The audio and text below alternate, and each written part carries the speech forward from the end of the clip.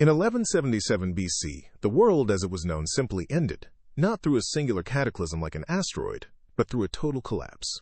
Nearly every major city, from the sun-drenched coasts of Greece to the fertile plains of Mesopotamia, was burned to the ground in a firestorm. 3,000 years later, the identity of the perpetrators remains one of history's most enduring and chilling mysteries, lost to the ancient ashes. To grasp the magnitude of this catastrophe, we must first look at the world that existed before the flames consumed it entirely. The Bronze Age Mediterranean was not a collection of isolated warring tribes. It was a remarkably sophisticated and deeply interconnected global network. Imagine a world of sprawling palaces, bustling trade routes, and diplomatic correspondence between kings who addressed one another as brothers across vast distances. Mycenaean Greece stood as a beacon of power, while the Hittite Empire dominated the rugged interior of Anatolia with its formidable military. Egypt was at the absolute zenith of its influence, projecting strength and culture across the Mediterranean basin with unparalleled architectural and political reach. Ugarit, a coastal city in modern-day Syria, thrived as a commercial hub so wealthy that its merchants meticulously tracked debts across the entire region. These civilizations were bound by a shared destiny, yet in the span of a single generation, they were all systematically erased from history. They were not merely conquered or replaced by a rival power, they effectively vanished, leaving behind silence where there was once vibrant life. To understand why this world was so fragile, we have to look at the very material that defined the era: bronze itself. Bronze is an alloy, a mixture of copper and tin, and the logistics required to produce it were nothing short of a miracle. While copper was readily available in Cyprus, tin was incredibly rare, with the nearest major deposits located in distant Afghanistan. This meant that every sword, shield, and agricultural tool relied on a supply chain stretching 3,000 miles across land and treacherous seas. The sheer scale of this operation is staggering, requiring continuous, centuries-long cooperation between disparate nations just to keep the metal flowing. This was not a primitive society. It was a complex, globalized economy that was arguably more fragile than many of our modern systems. There was no backup plan, no alternative source, and no safety net when the delicate threads of this international trade web finally snapped.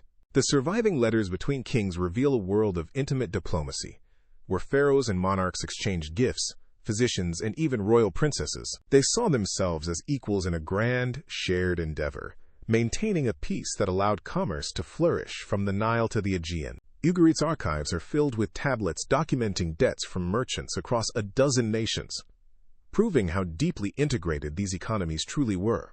All of this prosperity depended entirely on the web holding together, a fragile balance that was about to be tested by an unseen force. I remember holding a piece of mycenaean pottery in a museum, realizing that 3,000 years ago someone drank wine from this vessel. That person likely had no idea that their world was on the brink of total annihilation, living their life in a state of normalcy.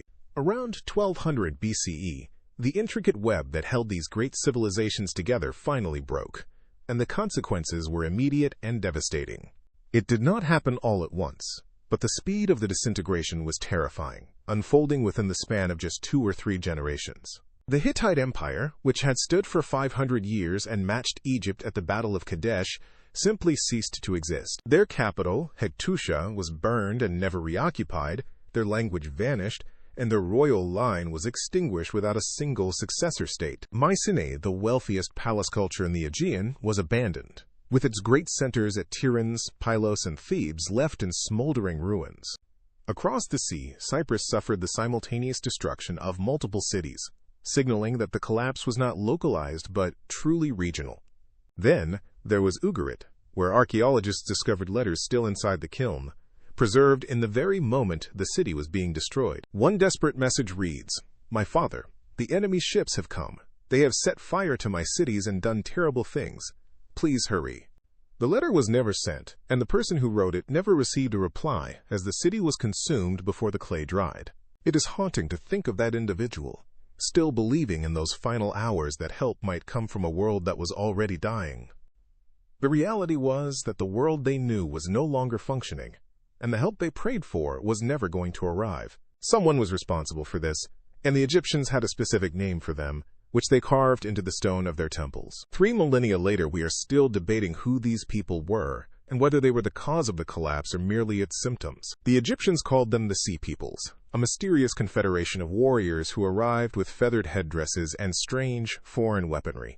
In the temple of Medinet Habu, Ramesses III recorded their defeat, depicting them attacking from both land and sea in a desperate struggle. Egypt managed to fight them off, though barely, but every other major power in the Mediterranean fell to this relentless, unknown tide. For 2 centuries, historians assumed the Sea Peoples were the sole answer, a nomadic army that swept through and burned the world down. But history is rarely that simple, and the mystery of the Sea Peoples remains one of the most debated topics in ancient archaeology. The Egyptians named several groups, such as the Pelasets and the Shekelesh, but provided no clear origin for where these people actually came from. Modern scholars have proposed various theories, suggesting they may have originated from Greece, Anatolia, or the islands of the Aegean Sea. The most unsettling theory is that the Sea Peoples were not the cause of the collapse, but rather the collapse itself in human form. They may have been refugees, people whose own cities had already burned, forced into a desperate migration that destroyed everything in their path. It was a tragic cascade, not a coordinated invasion, where the displaced became the destroyers in a desperate search for a new home. Historian Eric Klein describes this as a systems collapse, a perfect storm of drought, rebellion, and trade failure hitting at the worst moment. Once the tin supply was severed, the bronze production stopped, and when the bronze stopped, the entire infrastructure of the era ground to a halt. What followed this collapse is known as the Dark Ages, a period where the light of civilization seemed to flicker out across the Mediterranean. In Greece, the art of writing disappeared entirely, with the linear B script vanishing along with the palaces that once housed the scribes. For 400 years, there are no written records from Greece, a silence that spans the time from the fall of Troy to the rise of the city-states. The knowledge of writing, which had been the hallmark of human progress since the days of Ugarit and Gilgamesh, was lost to an entire civilization. We call it the Dark Ages because we cannot see into it, lacking the texts, palace records, and letters that illuminate other periods of history. We are left only with archaeology, charred layers of earth, abandoned sites, and evidence of populations that shrank to a fraction of their former size. A Hittite tablet from the final days of the empire poignantly asks, "If we have offended the gods, let them tell us how." That tablet was never sent, serving as a silent testament to a civilization that could not comprehend the forces tearing it apart. This period proves that civilization is not a permanent state of being, but a fragile, interconnected system that can vanish with terrifying speed. While the Bronze Age ended in a single generation, the seeds of the future survived, carried by traders into the next era of human history. The world rebuilt itself as it always does, but it took 400 years of darkness before the light of civilization returned to the Mediterranean.